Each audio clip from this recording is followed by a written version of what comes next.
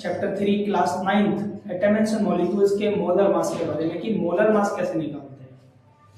चलिए आज का टॉपिक है मोलर मास या मॉलिक्यूलर मास, जिसको हिंदी में हम आणविक द्रव्यमान की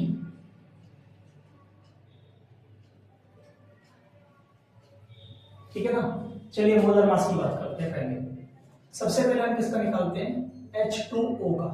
देखिए हाइड्रोजन कितने हैं यहाँ पे, 2, तो हाइड्रोजन 2 है, प्लस हमारे पास ऑक्सीजन यहाँ पे 1 है। एक हाइड्रोजन का मास 1 होता है तो इसकी इंटू 2 से कर देंगे, प्लस एक ऑक्सीजन का मास 16 होता है, इसकी मल्टीप्लाई 1 से कर देंगे। 2 × 2 प्लस 16 × 16 इक्वल्स टू 18 U आ गया। U is the unified mass, U is the unified मास।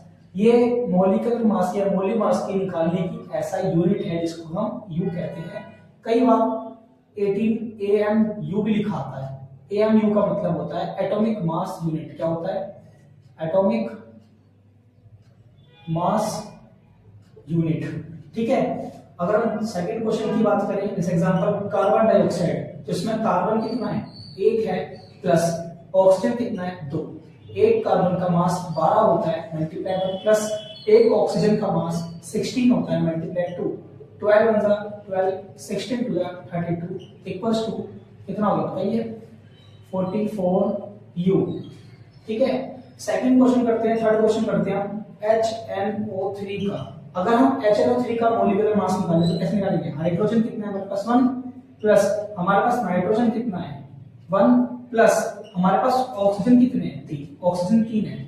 एक हाइड्रोजन का 1 होता है मल्टीप्लाई 1, प्लस एक नाइट्रोजन का 14 होता है मल्टीप्लाई 1, प्लस 16 O का कितना होता है 16 होता है मल्टीप्लाई 3, तो 1 × 1 14 × 14 प्लस 48 63U आ गया। कितना आ गया 63U, यानी कि 1 × 1 14 × 14 16 3 × 48 1 14 48 को अगर प्लस करेंगे तो 63 यूनिट आएगा HNO3 का मास। इसी के साथ अगर हम क्वेश्चन नंबर 4 की बात करें, किसकी बात करें, क्वेश्चन नंबर 4 की। अगर हम बात करते हैं CaCl2 कैल्शियम क्लोराइड के मोलर मास की, तो कैल्शियम 1 है, प्लस क्लोरीन कितने हैं बताइए 2 है।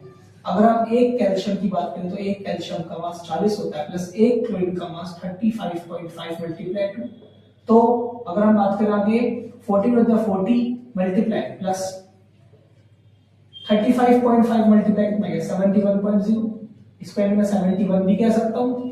इसका अगर ऐड करेंगे तो 111 ही आएगा, 111 यूनिफाइड मास आएगा इसका।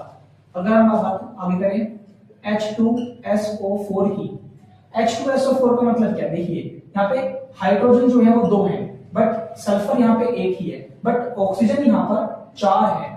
एक हाइड्रोजन का मास 1 होता है, प्लस एक सल्फर का मास 32 होता है, प्लस एक ऑक्सीजन का मास 16 होता है। कितना 16, तो एक हाइड्रोजन कितना हो गया 2, प्लस 32 से 32 हो गया यहाँ पे, प्लस 16 चौक 64 64। अगर हम इसको ऐड करेंगे तो 98U आएगा। क्या आएगा 98U।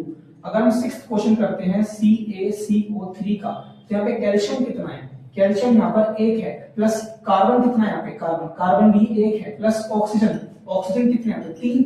अगर हम बात करें कैल्शियम की 40 होता है मल्टीप्लाई 1, प्लस कार्बन का कितना होता है 12 मल्टीप्लाई 1, प्लस ऑक्सीजन का कितना होता है 16 मल्टीप्लाई 3। अगर 40 × 40 प्लस 12 × 12 प्लस 16 3 जा कितना होता है बताइए 48। कितना होता है 48। अगर हम 48 और 12 को प्लस करेंगे तो 40 प्लस 60 आ गया इक्वल टू 100 यूनिफाइड मास।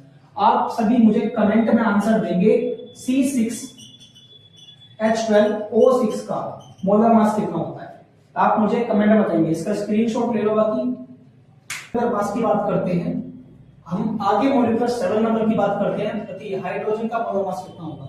यहाँ पे हाइड्रोजन कितने हैं, यहाँ पे हाइड्रोजन 2 हैं, एक हाइड्रोजन का 1 होता है, 2 हाइड्रोजन का 2 हो जाएगा, यानी 2U हो जाएगा इसका आंसर।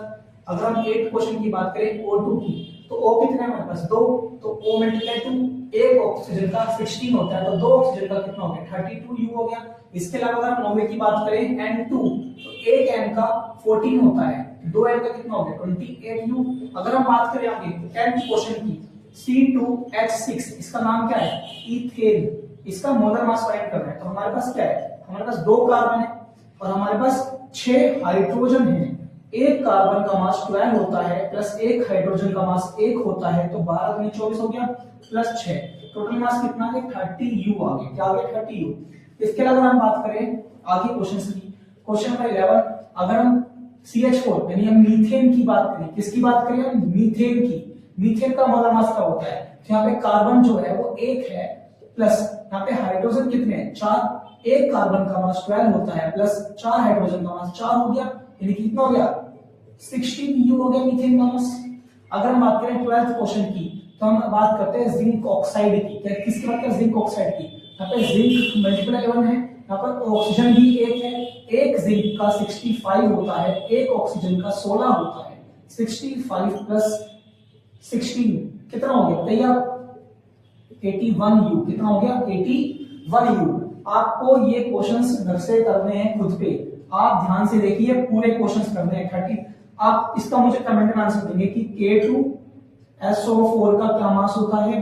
क्वेश्चन नंबर 14 आप मुझे कमेंट में करके देंगे कि CH3COOH का क्या मॉलिक्यूलर मास होता है। एक लास्ट क्वेश्चन, इसका भी आप मुझे कमेंट में आंसर देंगे, Al2SO4 का होल 3 एल्यूमिनियम सल्फेट का क्या मोलर मास होता है। ये 3 क्वेश्चन आप मुझे कमेंट में दीजिएगा, ठीक है।